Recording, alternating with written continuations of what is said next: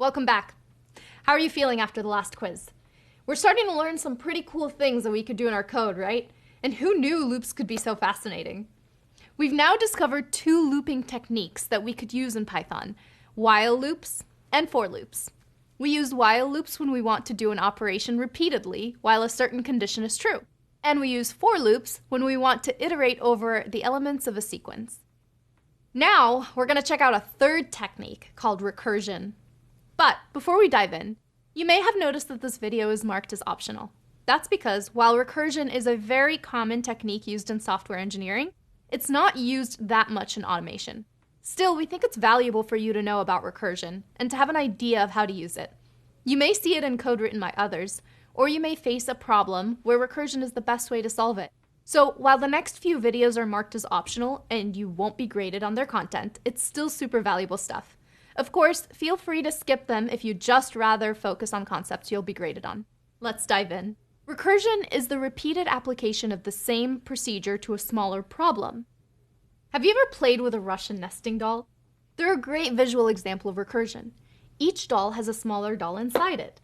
When you open up the doll to find the smaller one inside, you keep going until you reach the smallest doll, which can't be opened. Recursion lets us tackle complex problems by reducing the problem to a simpler one. Take our Russian nesting dolls, all nested inside each other, and imagine we want to find out how many dolls there are in total. We would need to open each doll one by one until we got to the last one, and then count how many dolls we've opened. That's recursion in action. Here's another example with a more complex problem.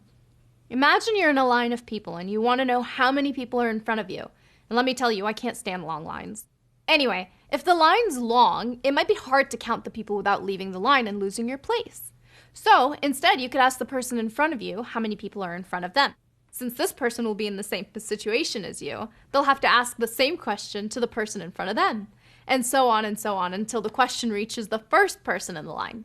This person can confidently reply that there are no people in front of them. So then, the second person in line can reply 1, the person behind them replies 2, and so on until the answer reaches you. Okay, I know the chances are pretty small that all those people would play along just so you can know where you are in line, but it's a useful way to visualize how recursion works. How does this translate into programming? Well, in programming, recursion is a way of doing a repetitive task by having a function call itself. A recursive function calls itself, usually with a modified parameter, until it reaches a specific condition. This condition is called the base case. In our earlier examples, the base case would be the smallest Russian doll, or the person at the front of the queue. Let's check out an example recursive function to understand what we're talking about. Here, we're defining a function called factorial. At the beginning of the function, we have a conditional block defining the base case, where n is smaller than 2. It simply returns the value 1. After the base case, we have a line where the factorial function is calling itself with n minus 1. This is called the recursive case. And this creates a loop. Each time the function is executed, it calls itself with a smaller number until it reaches the base case. Once it reaches the base case, it returns the value 1, and then the previously called function multiplies that by 2, and the previously called function multiplies it by 3, and so on. This loop will keep going until the first factorial function called returns the desired result. It's a bit complex, right? Let's add a few print statements to see exactly how this works.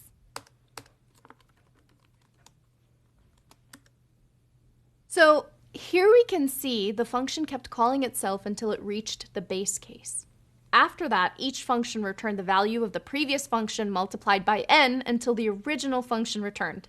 Cool, huh? Next up, we're going to check out some more examples of when to use recursion and when it's best to avoid it.